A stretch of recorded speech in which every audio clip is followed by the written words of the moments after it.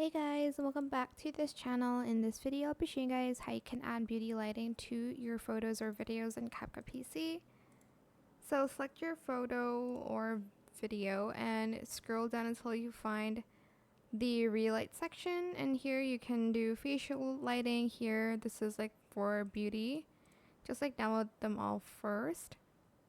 You have ambient lighting, creative presets as well that you can adjust to your liking. Here you can add like a glimmer of colored light here.